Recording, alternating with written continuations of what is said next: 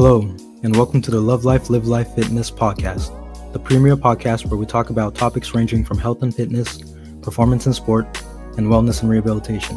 We tie these topics together to understand their impact on our daily lives and our journey to be the best version of ourselves. Thank you for tuning in, and I hope you enjoyed today's episode.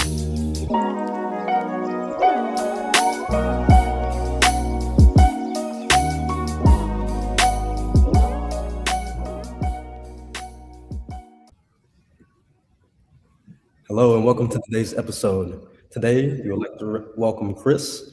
Chris, feel free if you want to say a little bit about yourself. And again, I just want to thank you for coming on to the podcast.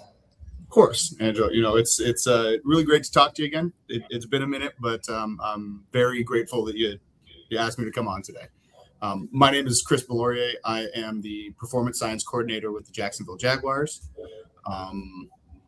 A little bit about myself. I was born and raised in Spokane, Washington, which is about as far away from Florida as you can get and still be in the contingent U.S. So I'm a little bit away from home down here, but loving life, getting to work in the NFL. Not sure how much you want me to go into my detail and stuff, but we met, where this all kind of started at the University of Nebraska, both doing some internship at the NAPL, the Performance Science Lab out there. It's kind of been fun watching you as a fan, watching you in your career move through everything thus far in life with you. Thank you, man. Appreciate it. And then likewise to you. I know you've been grinding. You've been educating yourself, and you've been just working again in the NFL. Like that's big. Many people here in the audience, they're always curious about kind of what goes on day to day. How do you get to where you're getting to, and how do you make it all like worth it in the end? These are like things that people aspire to. Whether you're someone who wants to actually play professionally or even work professionally, and you being a great athlete and a strong guy yourself, physically, Stop. Come on. Well, you are. But being someone like yourself who is physically active as well as doing the day-to-day grind of actually working alongside great professional athletes and great staff, how would you say right now, kind of how'd you get to your point in terms of educationally as well as career path to where you're at currently? Yeah, absolutely. So we met at the University of Nebraska. I have a little bit of a story before that. Born and raised in Washington, I played college football at a little D3 school, the University of Puget Sound. Go Loggers, hacks and chops. I had a fantastic time there. I double majored in physics and math, majored in physics with a minor in math. Do not, for anyone listening, do 2 STEM careers and also college sports. It's a terrible idea. Just don't do it. We used to joke, there was actually a couple of us on the team that did that, that instead of getting the degree at the end of it, we should have gotten like Purple Hearts. I didn't sleep for 4 years. It was awful. But after that, I knew 2 things graduating from college. One, I didn't want to be an engineer like I thought I did, because I didn't want to sit at a computer and do computer-aided design in a cubicle for 40 hours a week.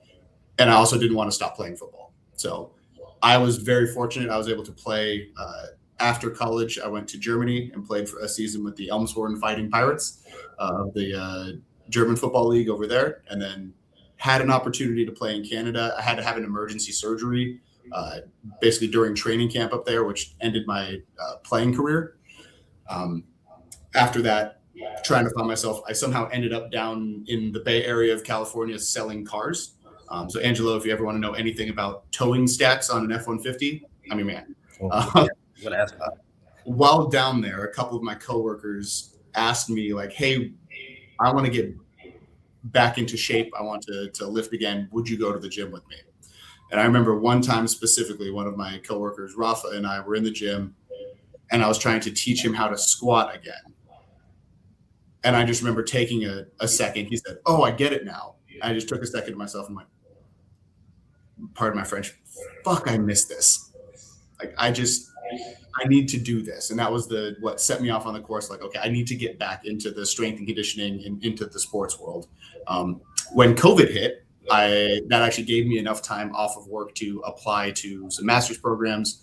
I ended up going to Florida State University to get my master's in sports science. While I was there, one of my professors brought on the director of the Nebraska Athletic Performance Lab, Chris Bach, that you and I worked for. He apparently got his PhD at Florida State. And Dr. Ormsby said, "Hey, Chris, Dr. Bach is having an internship open up. I think you guys would really connect well." We talked a little bit. I ended up moving to Nebraska.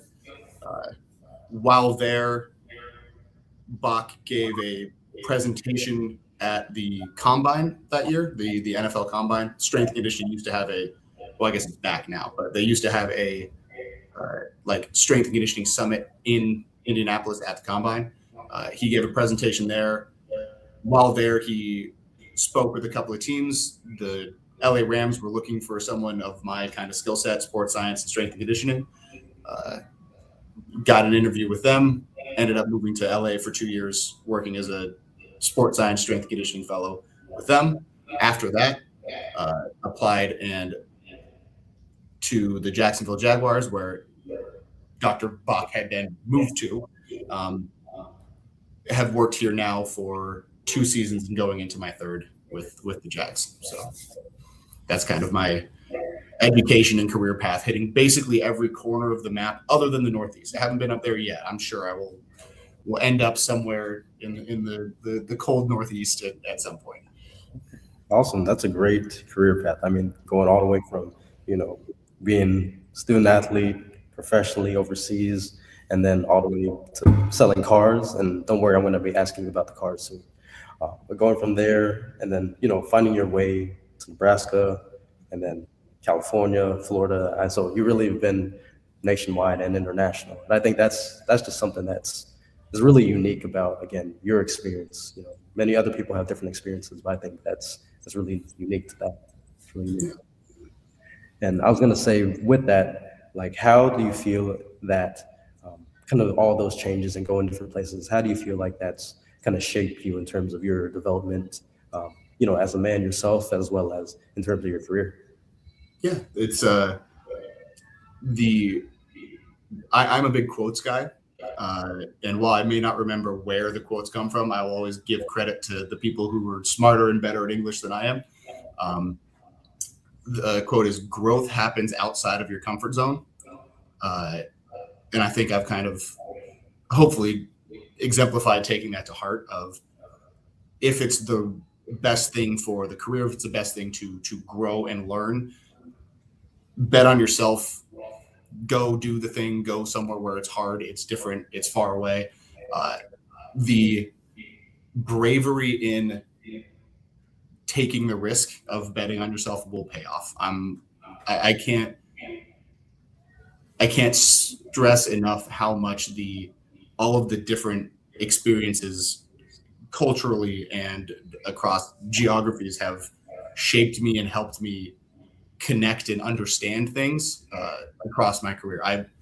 The lessons I have learned by living in Germany for a year and trying to navigate the U-Bahn system in Hamburg has been crucial in every day at my job, just as much as learning how to communicate and sell cars and speak to people has also helped me in my career, despite those being completely varied and not connected at all to the job that I do now.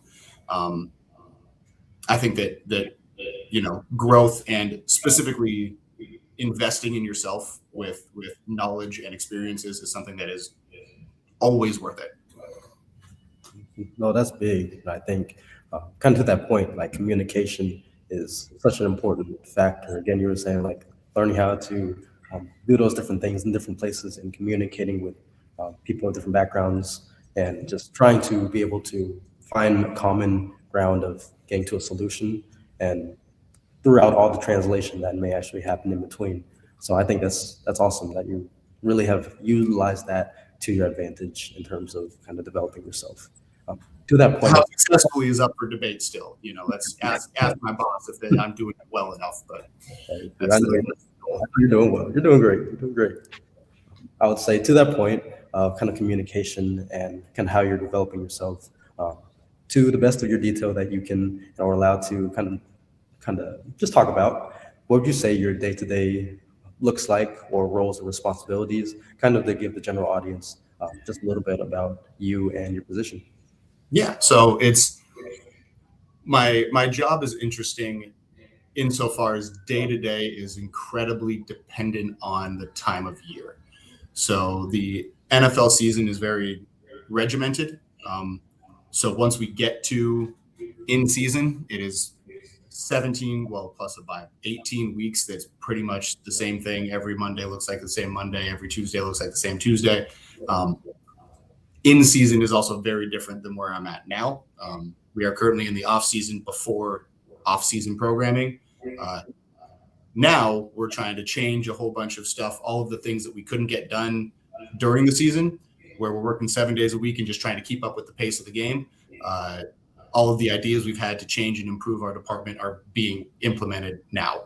Changing hardware with some of the technology we use, reorganizing software, and a big part of my job, no matter what time of year, is reporting and taking data and making it understandable to coaches, medical staff, strength conditioning, everyone around here, so we are all on the same page as far as quantitatively what is happening with the athletes. Now is when we're trying to change that and make them better and take advice, criticism from all the departments and make everyone else's lives easier by creating things that are beneficial to them. As far as the meat and potatoes, most of the season, on like a practice day, my day to day is going to look like implementing. First thing I do when I step in the building is make sure that our external workload tracking devices, we use Catapult, are synced, ready to turn on at the right time, and then getting those out into lockers for the athletes. After that, we'll have most days some sort of lift on the floor. I help out with that. If we're doing any testing, about once a week, or ideally once a week, we will test counter movement jumps on force plates. I'll be running that with the athletes, trying to get those in while they're lifting in the time frame that we have them here in the weight room. I also end up being tech support for some of the other technologies that we're implementing at the time. We have camera-based, velocity-based training apparatuses. Perch is the brand that we're currently using to track all barbell movements with the athletes and keeping track of that day over day, week over week, to make sure that we're maintaining the attributes that we want in the athlete, improving what we're improving, and just basically keeping track of, are we doing what we're saying we're doing with the strength conditioning program. After that, it'll be set up for practice, helping athletes pre-practice to warm up, activate. If there's any specific plans that we have from medical or something for athletes that have chronic injuries or something acute they need to get ready for practice, we'll take care of that before practice. During practice, I will run the tracking, the Catapult computer, making sure that I'm logging everything that we're doing. As far as like the practice breakdown of drills and who's in what period doing what, just trying to keep as much like of the subjective data in with the numbers as possible, because in my thought process, any sort of numbers without context are useless. You can tell someone how far someone moved in a practice or how fast they ran, but without understanding when they did that and why, it's not necessarily helpful, especially to tactical coaches who don't speak in numbers. After that, download, make sure I clean up anything if there's anything wrong with data, because as I'm sure you know, there's always something wrong with data. Something went wrong, you got to fix. Take that information, get it ready for report if there's anything specific or glaring that came out of that practice, making sure that information is shared with the chain of communication to make sure that everyone who needs to know knows about anything that happened. And then preparing everything, making sure if there's any extra projects, long-term projects I'm doing, that happens after practice, getting all of that done, and preparing setting up everything to run it back again the next day. Nice. You are a multifaceted man. Man. It's never a dull moment here. Also on game day this last season, we'll see if I continue to do it. But this last year, I was the K ball guy. I got to stand on the sideline with the big K vest, carried around all the kicking balls. So that was fun. Okay, awesome. Nice, man. Yeah, I would say that's awesome. The fact that you do all those things, you're communicating with different staff members on the daily, with the athletes. How do you feel as though, how like rewarding is that to you? The fact that think about with your journey and where you come from and the things that you've done, kind of on a day-to-day basis, because I know it can be a grind for sure. Like I'm sure long days, long hours. However, the fact that you're doing the thing, how do you feel as though when you're there, like what makes it really rewarding on those day-to-day basis? That's a good question. I think that my favorite part, and in my opinion, the most critical part of my job, is not the part that most people get into sports science for. Most of us that are in sports science, I'm sure you know, love the numbers. I love quantifying. My whole philosophy is like I want to take, can we test and give an answer to, are we doing what we're saying we're doing for preparing for sport, like both physical attributes and also tactical, everything. Just how can we ask the question to make sure we're doing what we want to do? Even if we figure that out with the numbers and all the technology that I'm fortunate enough to be able to use on a day-to-day basis, that doesn't matter unless it's communicated properly, and not just about me explaining it. The important thing is the people that are the decision makers need to understand it. And that's an important part. So communication is critical. And that's why I think my time selling cars may have been the most critical time in my life as far as preparing me for this job. I can't just communicate in the way of my style. I would love to just spout out numbers all the time because that's how my brain works. Very, very few athletic coaches want to know the direct work to rest ratios that we did on the field today. What they want to know is, was it hard? Was it not? So I need to learn to not speak. I need to speak statistics and then translate that from statistics into coach. And so, my experiences have absolutely helped me prepare me for that. And I think that for anyone getting into this field, they need to understand that while a true understanding of science and statistics, and that is critically important to be able to handle information properly, the critical step is always the communicating that information to the people that need to know it in a way that they can understand it. It's very much an ego check of, it is not about how I want to see a report. It's not about how I want to read information. It is about how coach, it is about how training staff, it is about how strength staff, what they need in order to do their jobs better. Awesome. And I think that's big. Communication is huge. It's key because and you're well versed yourself. Like you could communicate with medical staff in relating to something going on with an athlete or an injury or anything relating to that, or just how they're performing in general, and then communicating with a coach. Again, as you were touching on just now, like keeping it simple, direct, and trying to help meet the coach's needs and their demands of how can that actually support their job. So supporting each other by keeping that communication on their level, meeting them where they're at. Coming to that point, how would you say, or what would you say is advice you would give to others who are wanting to get into a position such as yours? Yeah, that's another good question. I'm going to steal a quote from my boss because, again, love quotes, and also I think he's a pretty smart guy. His philosophy is you're more likely to get more done over a beer or a coffee than you will in a meeting. It's the communication comes not just from learning how to speak language, but also relationship building. Being a good coworker involves knowing your coworkers. It's not everyone is going to be friends with everyone, of course, but showing that you care not just about, your own selfish things, and not even necessarily caring about the success of the team, because we understand everyone in the building, that is our number one goal. That is just understood, as the goal is to make these guys real good. From that, you also need to understand of what each person wants and what is best for them, and that is something that is really helpful. It's the relationship building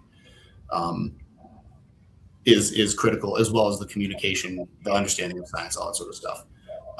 You touched on it a little bit earlier, that for everyone at home, I did get a couple of these questions beforehand, so I prepared a little bit, not to break your fourth wall or anything, Angelo, but when you sent me that question, what advice would you want to give to people in similar roles? This field is, especially in competitive sports, is hard. It is time consuming. Sometimes the pay is terrible for the amount of work. Another quote that I love is, find what you love and let it kill you. There is a lot of hard parts about it. I don't think you'll find anyone that says, no, it's a cakewalk and all that sort of stuff. But also, if this is where your passion lies, if you can't think in any other ways, if you've worked a job selling cars or something like that, and every moment you're there going, this isn't what I want, I need to be back doing sports or whatever, there's nothing more rewarding. This is the most wonderful job. There, like we've talked about, there are days where it's 7 days a week for 6 months, putting in 15, 16 hours a day. There's not a single day I go into work and go, I don't want to be here. I'm so fortunate to be able to do what I love. And for someone that's coming into this field, if that describes you, if you're hearing that and that resonates with you, go for it.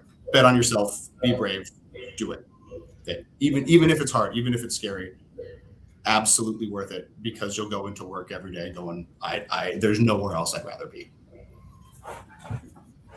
That is that's deep, and I think that's really real, in the sense that, that passion and going for something that you want in life is huge, because sometimes in life you're at points when you might feel stuck, or you might could feel lost, but you're also really trying to figure out things that makes you passionate about something, whether you're lacking in understanding goals for yourself, but also just seeing like, what is something that I'm interested in. And I resonate with that myself too. I feel as though that, being a former student athlete, understanding that mindset of keep getting better, 1% better, all those things of just trying to improve yourself, whether that's physically, mentally, emotionally, all aspects of your life, just trying to chase something that just helps you feel whole, and that gets you motivated every day, whether you're translating that to yourself, but also, in a work sense, helping out others and supporting an organization. So I think that's really big. It's big. Yeah, again, more quotes, because that's always fun. If you've watched any of Bill Burr's stand-up, on his podcast, he talked about, people ask him the questions like, how do you do it? It's so risky to try to make it in stand-up comedy. His response to that was, it's not risky. Not doing it is a risk. Sleeping on a couch at 30, chasing your dreams, is not risky, because you go to bed at night knowing you're doing what you love. What's risky is taking the easy way out and waking up 10 years later in a house you don't love, dreading going to work tomorrow, sitting next to a wife you don't like. That's riskier to me. Chasing your dreams is not risky. Once you know what you want, do what aligns with you, and then chase your passion. Man, you might have to write a book after this, man. That's what I'm saying. It's not me, though. I just take what all the other smart people say. I just regurgitate it. I'm a parrot, essentially. Hey, man, you're a smart parrot, man. It's every strength coach, I'm sure you've heard it too. Every strength coach is just a really great thief. Mm-hmm. We all borrow from each other. No, very, very rarely is someone coming up with something completely unique all by themselves. Mm-hmm. Oh, very true. That's true. And that's how we get better. Taking a little bit of yeah, and just kind of learning from each other. I think that's big. I just have a couple more questions for you. Yeah. I'm going to say, with this being said, how would you say fitness has influenced your life to any degree that you want to go on. How has fitness influenced your life? Yeah, absolutely. I know I could, obviously, I work in a fitness industry. We can talk about how that is literally on a day-to-day basis. It's how I feed myself. Um, when I saw that question, that is not the first thing I thought of. When I think of fitness influencing my life, I think back to after my playing career ended. So, because of the surgery I had, I ended up losing 30 pounds in 17 days in that recovery.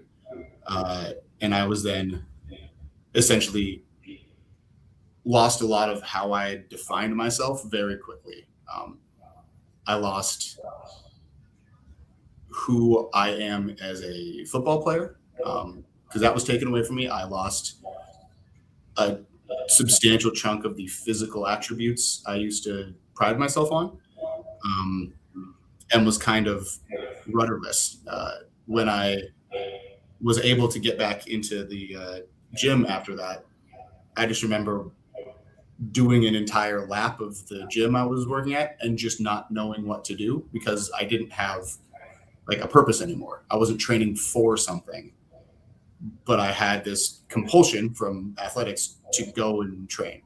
Um, and it took a long time for me to figure out what fitness meant to me um, without, without those same goals that have been instilled in me since childhood. Actually, I read Terry Cruz's biography, and that actually helped me a lot. He had he was much more successful in his athletic career than I was, but had something similar where he had to figure out how to maintain fitness without that goal. And his mindset change was that we're not training to punish ourselves anymore or do damage so we can prepare and there's no competition against someone else. Fitness needs to be something you do as a kindness to yourself. And that's what it's become for me. It's fitness has helped me become a lot more self-aware emotionally, and using, exercise exertion to, as we know, as fitness professionals, it regulates hormones. It like improves sleep quality, all these sorts of things at the like cellular physiological level it does. But that's also just as effective on mental health. So fitness has influenced me by like helping me work through post-playing career confusion, uh, regulating mental health, giving an outlet for energy that would be poorly spent elsewhere, and just allowing a focal point to be kind to yourself, essentially. In that, while that's a focused kind of selfish take on it that I lift for me because uh, I always like to think of being kind to 12-year-old Chris. 12-year-old Chris deserves to be taken care of, and lifting and keeping this flesh prison in good condition is a way that I can be kind to him. Man, that's a great way of just explaining that and like saying that. I think not too many people really get to that level of like understanding about. I think what you just said of helping out 12-year-old Chris in that sense. I think that's really, that's touching for one, and two, that I think that's a factor that some people, you don't always thinking about like really how even like looking back at something that where you're at in the past, like how have I come from here, and how has the physical changes, maybe nutritionally or physical development, how has that actually changed and led me to where I'm at now? Or if I'm not where I'm at or where I want to be, how is it leading me on that process to get to where I want to go or where I want to be at? So I thank you for touching on that and just explaining more about how fitness has influenced you. Of course, I found that using fitness as a punishment, especially like for yourself, only lasts so long. You can only be so mean to yourself. There is never a limit of how kind you can be to yourself, and reframing things that way of let's celebrate what I can do today. Let's Let's see what I'm capable of right now, and that as a celebration of movement is a way better way to look at things than I'm going to get under this bar and make myself hurt because I hate myself. That just you get diminishing returns in that thought process, in my opinion. Just hearing that, I'm going to run through a wall. That's got me hyped up. Don't do that. It's bad for you. You need to be kind to ourselves. That's what we're trying to get here, Andrew. I'll be kind to myself on the other side of the wall. Okay. Okay. Okay. Honestly, that's good though. Really, true. Yeah. Couple more questions. Right now, um, since the podcast is Love Your Life, Live Your Life Fitness podcast, how would you say, or what does it mean to love your life and live your life? Yeah, absolutely. I think the similar to what I was just talking about, what I thought when I read that question was the first word that popped up was self-care. That's what fitness has become to me now.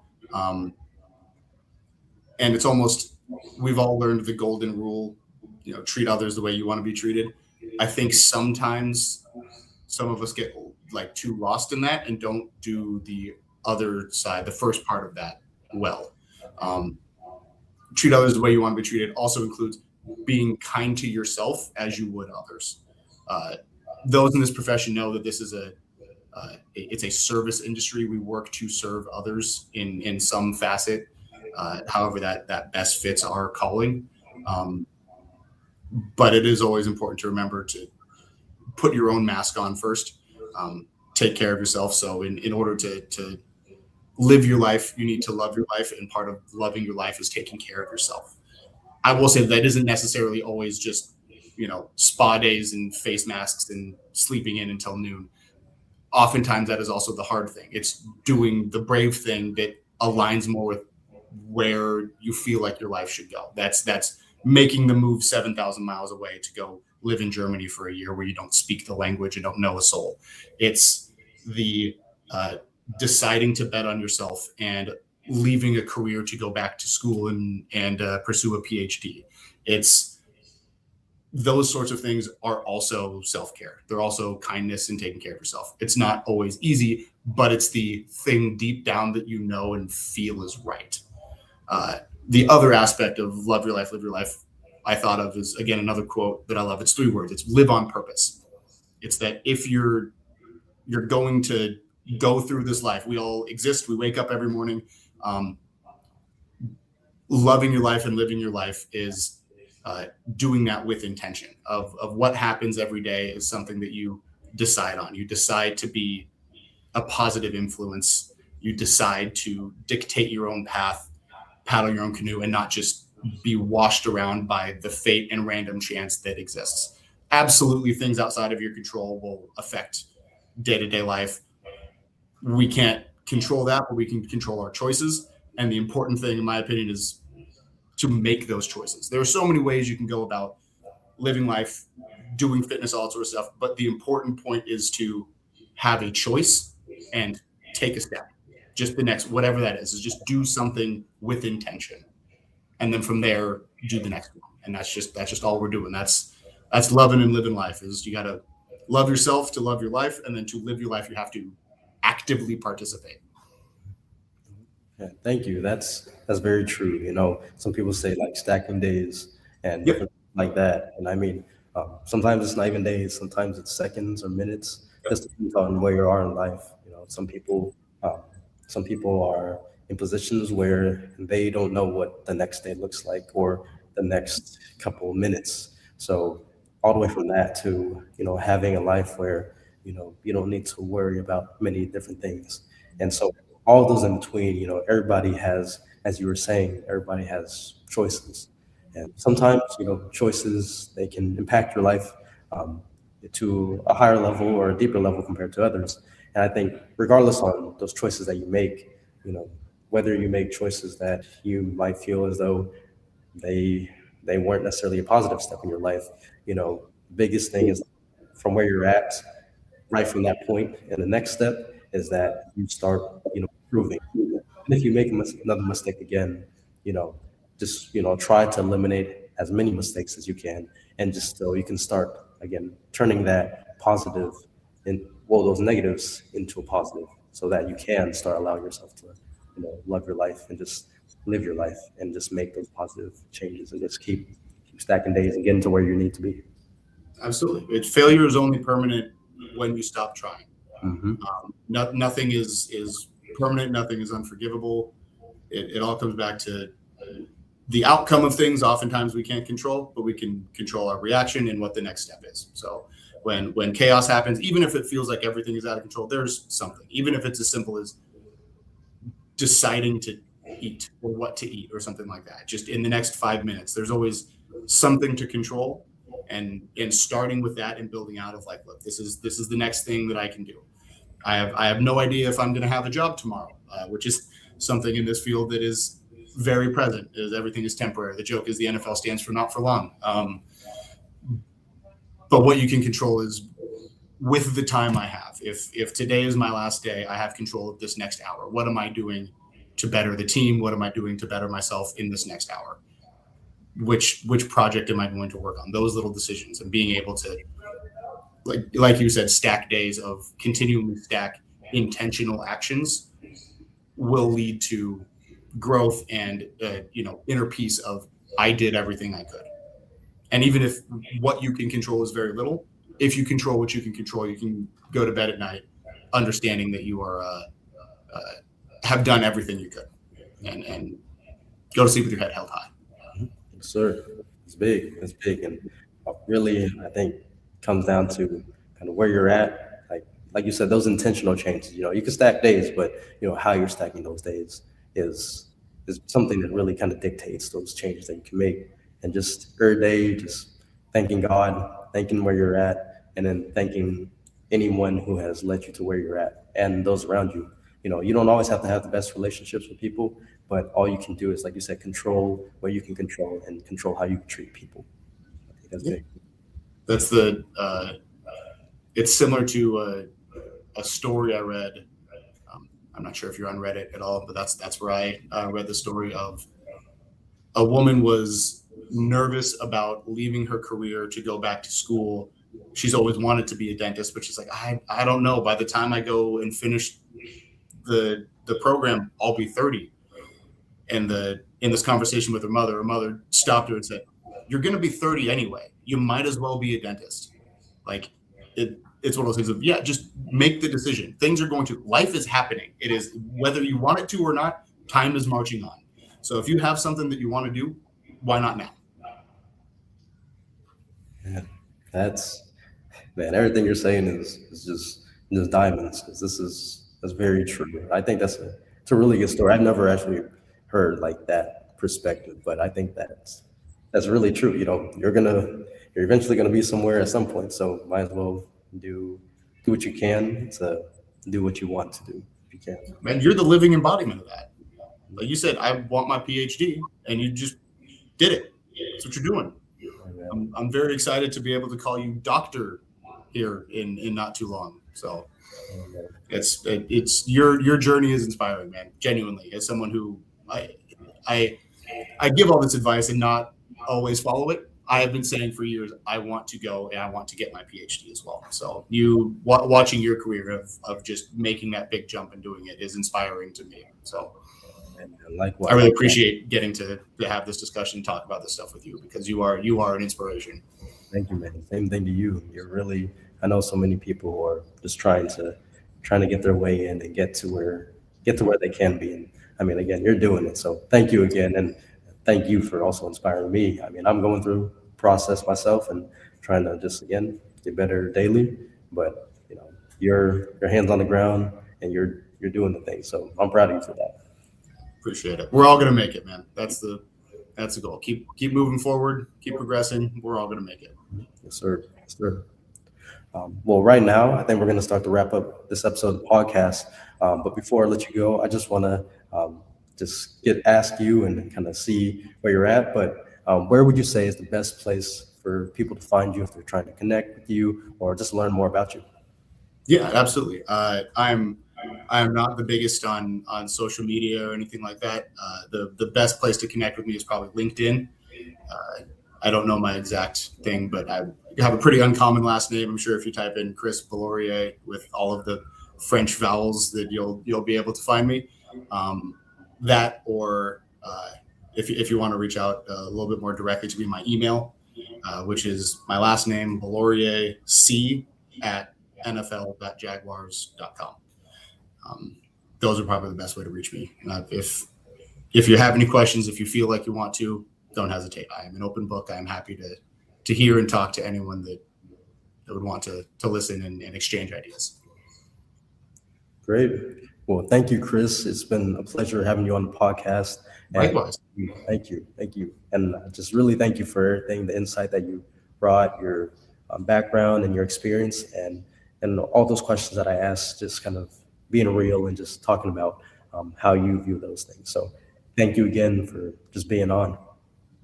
Of course. It was a pleasure. We should do it again sometime. You let me know when you want me back. Oh, I got you, man. All right. Well, thank you, Chris. Thank you. Absolutely. Take care, Angelo. Yeah, you too. Talk soon. Talk soon. Thank you for listening to today's episode. I also want to thank our wonderful guests for coming on today. For more content, you can find us on Instagram at Love Life, Live Life Fitness. Stay tuned for our next episode, and as always, love your life and live your life.